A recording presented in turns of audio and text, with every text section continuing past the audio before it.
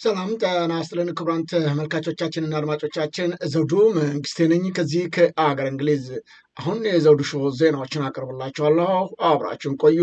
በቅድሚያም ለክርስትና እምነት ተከታዮች እንኳንም ለጥምቀት በዓል አደረሳችሁ አደረሰን እንላለን። ጄኔራሉ በቁጥጥር ስር ዋሉ። ባህር ዳር ቀበሌ 14 በተኩስ እየተናጠች ነው። በጥምቀት በዓል ላይ ሰዎች ሞቱ። ጎንደር ዩኒቨርሲቲም ኦሮምኛ ማስተማር ጀመረ። የአፍሪካ ዋንጫም ተጠናቀቀ። በባቡር አደጋም የሰዎች ሕይወት አለፈ። አሁን ወደ ዝርዝሩ እንሄዳለን። አብራችን ቆዩ።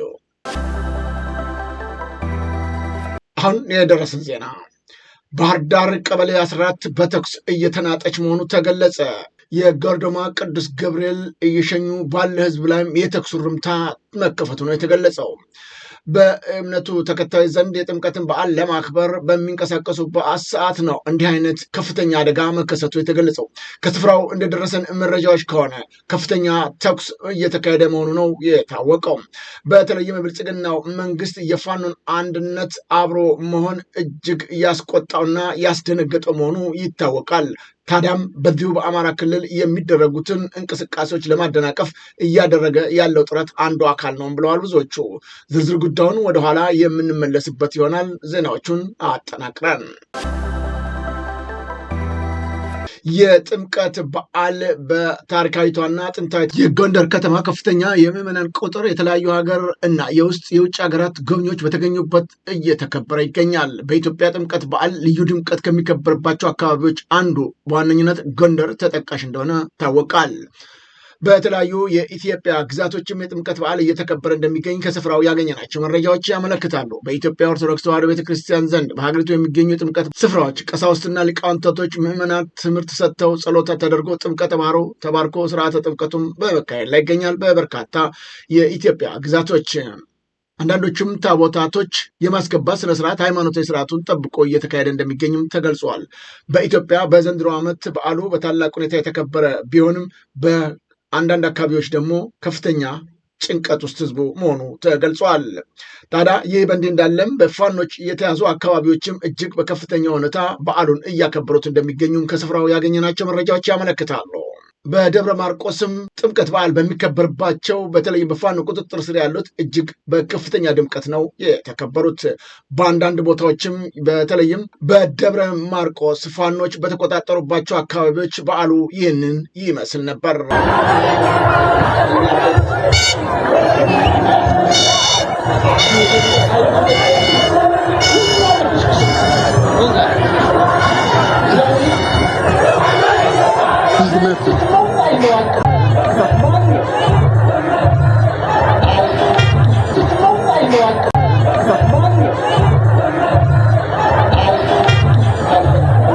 በሌላም በኩል ምሬ ወዳጆ በተገኘበትም የጥምቀት በዓል በታላቅ ሁኔታ መከበሩም ነው የተገለጸው።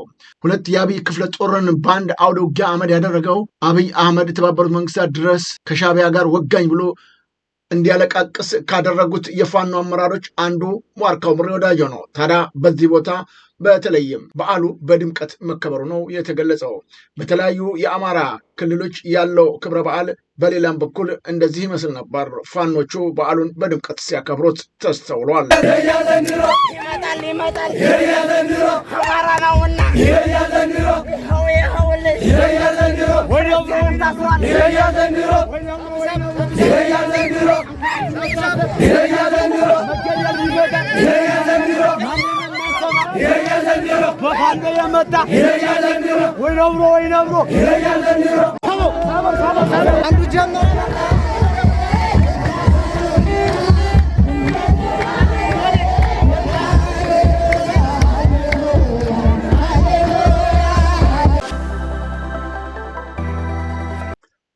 ይህ በእንዲህ እንዳለ በኮዬ ፈጬ የከተራ በዓል አከባበር ላይ በደረሰ የኤሌክትሪክ አደጋ የአራት ወጣቶች ሕይወት ማለፉም ተገልጿል። በሸገር ከተማ አስተዳደር ነው በኮዬ ፈጬ ክፍለ ከተማ የሚገኘው የፈንታ መድኃኔዓለም የጥምቀት ከተራ በዓል አከባበር ላይ አሰቃቂ ኤሌክትሪክ አደጋ መከሰቱ ነው የተገለጸው።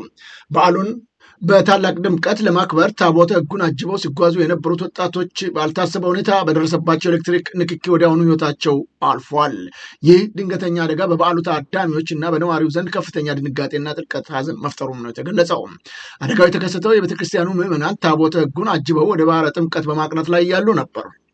ወጣቶቹ ታቦቱ የሚቀመጥበትን ሰረገላ በከፍተኛ መንፈሳዊ ተነሳሽነት እየመሩ የሰረገላው የላይኛው ክፍል በመንገድ ላይ ከተዘረጉ የከፍተኛ ኃይል ኤሌክትሪክ መስመሮች ጋር በመነካከቱ ነው አደጋው ሊከሰት የቻለው።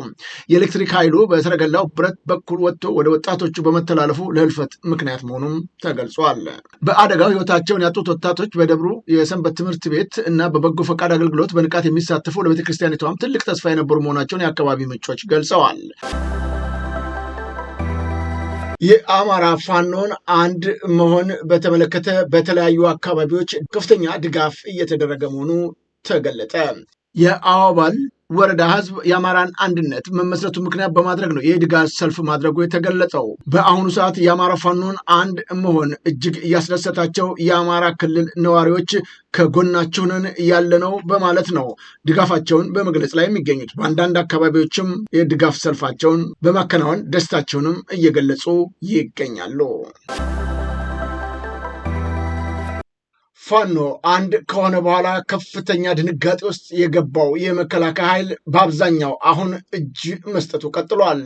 የአማራ ፋኖ ብሔራዊ ንቅናቄ ከተመሰረተ ማግስት ጀምሮ ነው የአማራ ፋኖ ቴዎድሮስ እዝ 109ኛ ኮር 99ኛው ክፍለ ጦር ደጋዳሞ ሻለቃ የመከላከያ አባላቶች ፋኖን መቀላቀላቸው የተገለጸው። እነዚሁ የመከላከያ አባላቶች ስናይፐር ጭምር ሳይቀር ነው ይዘው ወደ ፋኖ የመጡት።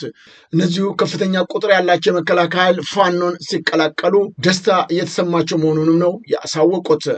ፋኖም የተቀላቀሏቸውን የመከላከያ አባላቶች በደስታ ተቀብለዋቸዋል። በሌላም በኩል ተጠናክሮ በቀጠለው የህልውና ተጋድሎ 400 አለቃ ማዕረግ ያላቸውን ጨምሮ ከ34 በላይ የጠላት ኃይል በመደምሰስና አንድ ከፍተኛ ቁጥር ያለው ክላሽንኮቭ በመማረክ ተከዜ ክፍለ ጦር ታላቅ ጀብዱን መፈጸሙ ተገለጸ።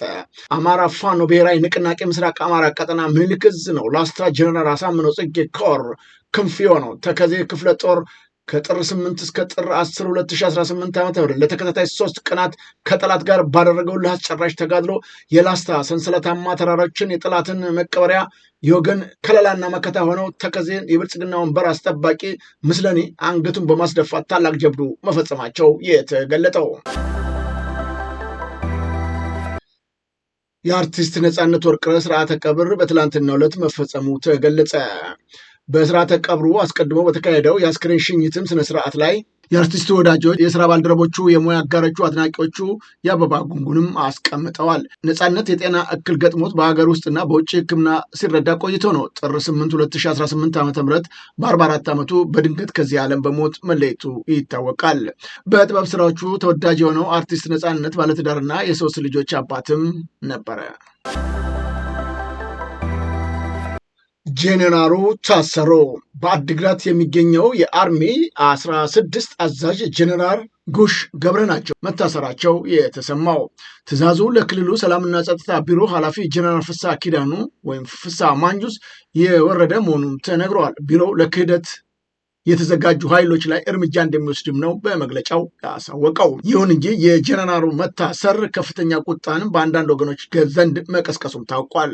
ህወሓት በተለይም አብይ አህመድ ከመጣ ጊዜ በኋላ የመከፋፈል ልዩነቶች ቢታዩም ችግሮቹ እየተባባሱ መሄዱ ነው የተገለጸው። ይሁን እንጂ የችግሮቹ መባባስ በተለይም በህዝቡ ላይ ሊያስከትል የሚችለው ጉዳት አስጊ እንደሆነም ታውቋል። በመሆኑም በአስቸኳይ ልባት ካልተሰጠበትና ካልተወያዩ በስተቀር ወደ ጦርነት የሚያመራ ጉዳዮች እንዳሉትም ተመልክተዋል። በታይላንድ በሕክምና ላይ የሚገኘው ማስተር አብነት ወደ ቀዶ ጥገና ክፍል ገባው ሲል መረጃውን አካፈለ። ታዋቂውና በብዙዎች ዘንድ የሚወደደው ማስተር አብነት ለረጅም ጊዜ ሲከታተል የነበረውን የሕክምና ሂደት ለማጠናቀቅ ነው በአሁኑ ሰዓት ወደ ቀዶ ጥገና ወይም ሰርጀሪ ክፍል መግባቱን የገለጠው ማስተር አብነት ወደ ሕክምና ክፍሉ ከመግባቱ በፊት ለኢትዮጵያን በሙሉ ባስተላለፈው መልእክት በሁሉም መልካም ነገር ከጎኔ ቆማችሁ ለደገፋችሁኝ ኢትዮጵያና ታላላቅ የደግነት ልብ ባለቤቶች ሁሉ ምስጋና ከልብ ነው ብሏል። የጭንቅ ቀን ወዳጆቼ ሁላችሁንም በሕክምናዬ በሰላም እንደተመለስኩ በታላቅ ምስጋና እንደምንገናኝ እምነቴ ሙሉ ነውም ብሏል። ማስተር አብነት አሁንም ጸሎታቸው እንዳይለየው በትህትና ጠይቋል። ይህ የደግነትና የጥንካሬ ተምሳሌት የሆነው ወንድማችን የጀመረው የሕክምና ጉዞ በስኬት ተጠናቆ በጤናም ተመልሶ እንደምናየው ሁላችሁ በያላችሁበት በጸሎት እንድታስቡትም ጥሪያችንን እናስተላልፋለን። ጎንደር ዩኒቨርሲቲ ኦሮምኛ ማስተማር ጀመረ። የጎንደር ዩኒቨርሲቲ ነው በአረብኛ፣ አፋን ኦሮሞ እና ትግርኛ ቋንቋዎች ትምህርት በዲፕሎማና በሰርቲፊኬት መርሃ ግብር ማስተማር መጀመሩን የገለጠው።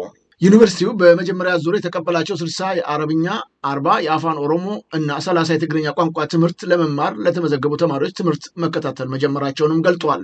በዩኒቨርሲቲው ማህበራዊ ሳይንስና ስነ ስብዕና ኮሌጅ በሀገር ውስጥና ውጭ ቋንቋዎች ጥናትን በማበልጸግ ማዕከል የአማርኛ እና የግዕዝ ቋንቋ ትምህርቶችንም እንደሚሰጡ ተገልጧል። ለኢትዮጵያ እድገትና ለውጥ የተለያዩ ቋንቋዎችን በዩኒቨርሲቲ ደረጃም ሆነ በተለያዩ ቦታዎች እንዲማሩ መደረጉ ተገቢና አስፈላጊ ቢሆንም ይሁን እንጂ ጽንፈኛ የኦሮሞ እሊቶች ዛሬም ጭምር የአማርኛ ቋንቋን ከምድረ ገጽ እንዲጠፋ ብቻ አይደለም አማራም እንዲጠፋ ያደረጉት ጉዳይ ግን አሳሳቢ ነው ተብሏል። ይሁን እንጂ ፋኖ ትግሉን አጠናክሮ ከቀጠለ እንደነዚህ አይነት ጸረ ሰላም፣ ጸረ ኢትዮጵያ፣ ጸረ አማራ አቋም ያላቸው በቅርቡ መፍትሄ እንደሚያገኙም ተጠቁሟል። አሁን ወደ ውጭ ዜና እናመራለን። ሞሮኮ በድራማ በታጀበው የአፍሪካ ዋንጫ ፍጻሜ ጨዋታ ሴኔጋል የውድድሩን አዘጋጅ ሀገር ሞሮኮን 1-0 በማሸነፍ ዋንጫውን አነሳች። በጨዋታው ሴኔጋል አንድ ጎል አግብታ ፋውል ተሰርቷል በሚል በዕለቱ ዳኛ ተሽሮባት ነበር። ይሁን እንጂ ለሞሮኮ በመጨረሻው ደቂቃ የፍጹም ቅጣት ምት ተሰጥቶ የነበረ ቢሆንም የሴኔጋል ተጫዋቾች የዳኛውን ውሳኔ ተቃውሞ በአሰልጣኛቸው ፓፒ ቲያው እየተመሩ ሜዳውን ለቀው ወጥተዋል። ከብዙ ደቂቃ ውዝግብ በኋላ ነው ወደ መልበሻ ክፍል ያመሩ ተጫዋቾች በሳዲዮ ማኔ አስተባባሪነት እንዲመለሱ የተደረገው። ፍጹም ቅጣት ምቱን የመታው የሞሮኮ ተጫዋች ብራሂሚ ዲያዝ በሚገርም ሁኔታ ባለቀ ሰዓት የተገኘውን ፍጹም ቅጣት ምትም ስቷል። ኤድዋርድ የተሰኘው የሴኔጋሉ ግብ ጠባቂ ፍጹም ቅጣት ምቱንም አድኖበታል። ይህን ተከትሎ ነው ጨዋታው ወደ ተጨማሪ 30 ደቂቃ ያመራው። በተጨማሪ ደቂቃ ሴኔጋል ፓፓ ጉዬ በተባለ ተጫዋቿ አንድ ጎል አግብታ ጨዋታውን በዛው ውጤት ተጠናቋል። ድራማ በነበረው ፊልማ ሴኔጋል የአፍሪካን ዋንጫም በልታለች። ሴኔጋል ከዚህ በፊትም በነበረ የግማሽ ፍጻሜ ጨዋታ ግብፅን ለዋንጫ ፍጻሜ እንዳትደርስም አድርጋታለች። ስፔን በስፔን የደረሰው የባቡር አደጋ የሟቾችን ቁጥር 39 አደረሰው። በደቡብ ስፔን ነው ኮርባር ግዛት ውስጥ በሚገኘው አዳሙዝ ማዘጋጃ ቦታ በደረሰው አሰቃቂ ባቡር አደጋ የሟቾቹ ቁጥር ወደ 39 ከፍ ማለቱን ፖሊስ ያሳወቀው። የአደጋው መንስኤ እንደተገለጸው ከሆነ ከማላጋ ወደ ማድሪድ ይጓዝ የነበረው ከፍተኛ ፍጥነት ያለው ባቡር ሃይ ስፒድ ትሬን ከሀዲዱ ወጥቶ አጠገቡ ወደ ነበረ ሌላ ሀዲድ መግባቱ ነው። በዚህም ወቅት ከማድሪድ ወደ ቢልቫ ይጓዝ ከነበረ ሌላ ባቡር ጋር በመጋጨቱ ሁለቱ ባቡሮች ከሀዲድ እንዲወጡ ምክንያት ሆኗል። ሟቾቹ 39 ቁጥሩ መጀመሪያ ከነበረበት 10 እና 20 በፍጥነት እየጨመረ መጥቷል። ቆስለ ሆስፒታል የገቡ 152 5 ሰዎች በከባድ ሁኔታ ላይ እንደሚገኙ 24 ሰዎች ከፍተኛ ጉዳት እንደደረሰባቸው 123 ሰዎች ቀላልና መካከለኛ ጉዳት እንደደረሰባቸው ተገልጿል። የአዶላይ ክልላዊ መንግስት የአስቸኳይ ጊዜ አዋጅ ያወጀ ሲሆን ከፍተኛ ቁጥር ያለው የነፍስ አድን እና የሕክምና ቡድን በአሁኑ ሰዓት በአደጋው ቦታ ተሰማርቶ አስከሬናቸውን በማውጣትና ጉዳተኞቹን በመርዳት ላይ እንደሚገኝም ተገልጿል። በህንድ 103 ዓመት አዛውንት ሊቀበሩ ሲሉ ከሞት ተነሱ። በህንድ ማሃራሽትራ ግዛት የቀብር ስነስርዓታቸው እየተከናወነ የነበረ ነው። የ103 ዓመት አዛውንት በድንገት ነፍስ ዘርተው በመነሳት ቤተሰቦቻቸውንና አካባቢውን ነዋሪ በድንጋጤ አጥለቅልቀውታል። ጋንጋባይ የተባሉ አዛውንት መሞታቸው ተረጋግጦ የቀብር ስነስርዓታቸው ተጀምሮ ነበር። እንደ ባህሉ ነጭ ልብስ ለብሰው እና አፍንጫቸው በጥጥ ተደፍኖ ሽኝት እየተደረገላቸው ሳለ ነው የእግር ጣቶቻቸው በድንገት መንቀሳቀስ ጀመሩ። ካፍንጫቸው ጥጡ ሲወገድ አዛውንቷ በጥልቅ መተንፈስም ጀመሩ። አስገራሚው ነገር አዛውንቷ ነፍስ የዘሩበት ቀን 103ኛ ዓመት የልደት ቀናቸው መሆኑ ነው። ይህንንም በቤተሰቡ ዘንድ የነበረውን ጥልቅ ሐዘን ወደ ታላቅ የደስታ በዓልም ቀይሮታል። በቅጽበት ለቀብሩ የተተከለው ድንኳንም ፈርሶ ወደ ደስታ ድግስ መቀየሩም ተገልጧል። በመጨረሻም የግብፁ ፕሬዝዳንት አብዱልፈታህ አልሲሲ እና የሱዳን ወታደራዊ መሪ አብዱልፈታህ አልቡራሂ ፕሬዝዳንት ትራምፕ የናይል ወንዝን ክፍፍል ውዝግብን ለማሸማገል ያሳዩትን ፍላጎት በደስታ ተቀብለውታል። ከፕሬዝዳንት ዶናልድ ትራምፕ ደብዳቤው ከተጻፈ በኋላ በተለይም የግብፅ መገናኛ አውታሮች ኢትዮጵያ ያለ ግብፅና ሱዳን ፈቃድ ግድቡን በመስራቷ ካሳ ልትከፍል ይገባልም ሲል ነው ኢጅፕት ኢንዲፔንደንት የዘገበው። በዚህ ጉዳይ ላይ ኢትዮጵያ እስካሁን ምንም ምላሽ አለመስጠቷ ታውቋል። ክቡራን ተመልካቾቻችንና አድማጮቻችን ለአሁኑ ያቀረብኩላችሁ የዘውዱ ሾው አጫጭር ዜናዎች እነዚህን ይመስሉ ነበር። በቀጣይ ዝግጅታችን እስከምንገናኝ የዘውዱ ሾው ሚዲያን ሼር፣ ላይክ እና ሰብስክራይብ በማድረግ ወዳጅ ቤተሰቦቻችን እንድትሆኑ ከወዲሁ በማክበር እንጠይቃለን። ከዜናዎቹ ጋር አብሬያችሁ የነበርኩትን የዘውዱ መንግስት የነበርኩ። ጤና ይስጥልኝ።